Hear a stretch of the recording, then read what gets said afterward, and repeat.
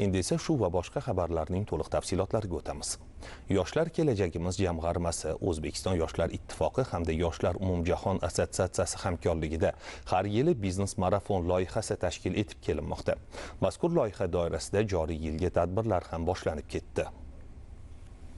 O'zbekiston yoshlari uchun tadbirkorlik, innovatsiyalar va shaxsiy rivojlanish sohalarida ulkan imkoniyatlar ochib berayotgan biznes marafon yana o'z eshiklarini ochdi. Loyihaning maqsadi yoshlar va muvaffaqiyatli tadbirkorlar, soha mutaxassislari o'rtasida bilim hamda tajriba almashish, yoshlarning iqtisodiy faolligini oshirish va ularning global miqyosdagi biznes imkoniyatlari bilan tanishishdan iborat. Biz marafon loyihamiz yoshlarimizga imkoniyat beradi degan paytda prezidentimiz ham juda ko'p ta'kidlaydilar. Haqiqat muloqotda. Ya'ni yoshlarimizga bugungi kundagi zamonaviy bilim va ko'nikmalarni keltirishimiz mumkin. Barcha o'sha qiziqish kerak bo'lgan kitob, bugungi kunda turadigan kitoblarning tarjimasini yetkazishimiz mumkin.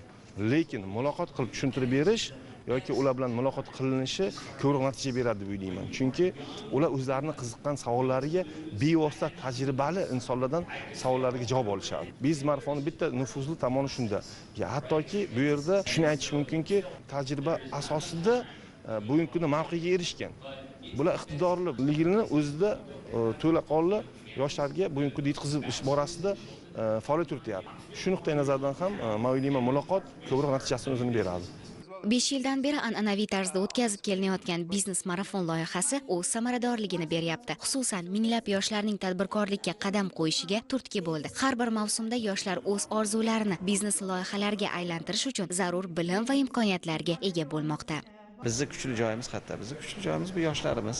Yo'nalishi bering, ish qilaman deydigan aqlli yoshlarimiz ko'p. Biznes imkoniyatlari juda ko'p. Uni ko'ra olgan odam kontakt qilish kerak. Men katta yaxshi imkoniyat ko'ryapman, faqat foydalanish kerak. Bizni xursand qiladigan narsa mana Yoshlar kelajagi jamg'armasi, Yoshlar agentligi bilan birgalikda bu marafonlar mana shunga o'xshagan keyingi eshiklarni ochishi mumkin. O'ziga yarasha bir qo'shma qanaqadir loyihalar, yangi grantlar ochilishiga sababchi bo'lishiga men shubha qilmayman. O'ylaymanki, bugungi mana shu savol-javoblardan har bir yosh o'ziga kerak bo'lgan bir dona insight topsa, bu bitta dona o'sha insight, yangi fikr, yangi g'oya uni hayotida oldiga qo'yadigan yangi maqsadlarni eshigini ochishiga shubhamiz yo'q.